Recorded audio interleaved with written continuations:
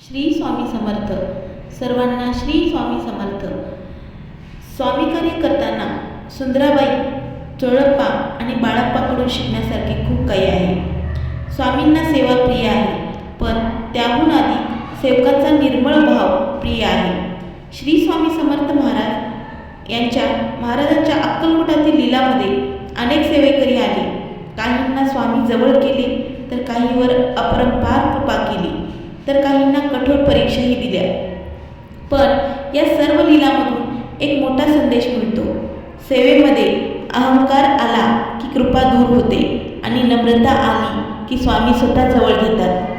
अक्कलकोटमध्ये चोळप्पा हे स्वामींचे अत्यंत जवळचे सेवेकरी होते. स्वामींनी त्यांच्या घरी वास्तव्य केले. अनेक वर्षे चोळप्पाने तन मन धन या सर्व पद्धतीने सेवा केली. पण स्वामींनी त्यांनाही वेळोवेळी परीक्षा दिल्या, कारण सेवकाने सेवेचा अभिमान बाळगू नये. मी स्वामींचा सर्वात जवळचा आहे हा भाव मनात आला तर तोच अध्यात्मातील सर्वात मोठा अडथळा ठरतो. स्वामींनी आपल्या कृतीतून दाखवून दिले की सेवा मोठी नाही, तर सेवेतील समर्पण मोठे आहे. सुंदराबाईचे उदाहरण तर प्रत्येक सेवेकरांच्या स्मरणात ठेवावे असे आहे. स्वामींची अत्यंत जवळची सेवा करण्याचे भाग्य त्यांना लाभले होते. स्वामींच्या आसपास राहण्याचा, त्यांच्या दैनंदिन सेवेत सहभागी होण्याचा मान त्यांना मिळाला. पण हळूहळू त्या सेवेत माझेच ऐकले पाहिजे, माझेच महत्त्व आहे असा भाव निर्माण झाला. जिथे मीपणा आला तिथे स्वामींनी त्यांना दूर केले. स्वामींची ही लीला आपल्याला शिकवते की सेवेपेक्षा सेवाभाव मोठा आहे, अधिकारापेक्षा नम्रता मोठी आहे. दुसरीकडे बाळप्पा महाराज यांचे जीवन पाहिले तर नम्रता, श्रद्धा आणि समर्पण यांचे मूर्तिमंत उदाहरण दिसते. त्यांनी कधी मानाची अपेक्षा केली नाही, प्रसिद्धीची इच्छा धरली नाही.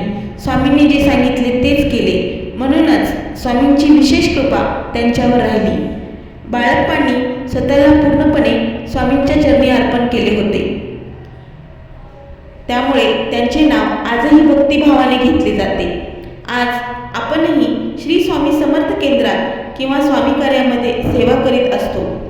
कोणाला आरतीची सेवा मिळते, कोणाला यज्ञ विभाग, कोणाला भक्तींची व्यवस्था, कोणाला स्वच्छता, कोणाला नियोजन.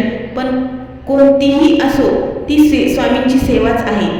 त्या सेवेत मी आला तर ती सेवा राहत नाही, ती अहंकाराची सुरुवात होते.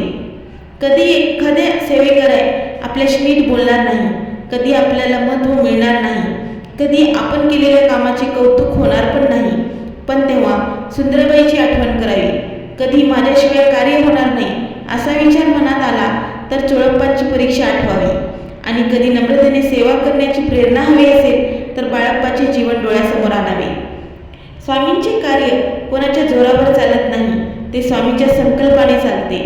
आपण सर्वजण फक्त निमित्त आहोत. आज आपल्याला सेवा मिळाली, उद्या दुसऱ्याला मिळेल, पण स्वामींचे कार्य अखंड सुरूच राहील. म्हणून प्रत्येक सेवेकरांनी रोज स्वतःला एक प्रश्न विचारावा, मी स्वामींची सेवा करतो आहे की सेवेच्या माध्यमातून स्वतःचा मान शोधतो आहे. जर उत्तर स्वामींसाठी असेल तर कृपा निश्चित आहे. चला सुंदराबाईच्या जीवनातून अहंकाराचे परिणाम शिकूया, चोळप्पाच्या जीवनातून समर्पणाची परीक्षा समजूया आणि बाळप्पाच्या जीवनातून नम्रता आणि निष्ठा आत्मसात करूया. स्वामींची चरणी एकच प्रार्थना करूया, हे अक्कलकोट निवासी स्वामीराया, आम्हाला सेवेचा अभिमान नको, सेवेचं भाग्य द्या. मान अपमान, लाभहानी, स्तुती निंदा सर्व तुमच्या चरणी अर्पण करण्याची बुद्धी द्या. सुंदराबाईच्या चुका टाळण्याची, चोळप्पाप्रमाणे परीक्षा सहन करण्याची आणि बाळप्पाप्रमाणे अखंड निष्ठा ठेवण्याची शक्ती द्या. आमच्या सेवेत, प्रत्येक सेवेत तुमचेच अस्तित्व दिसू द्या. श्री स्वामी समर्थ गुरुमाऊली. श्री स्वामी समर्थ.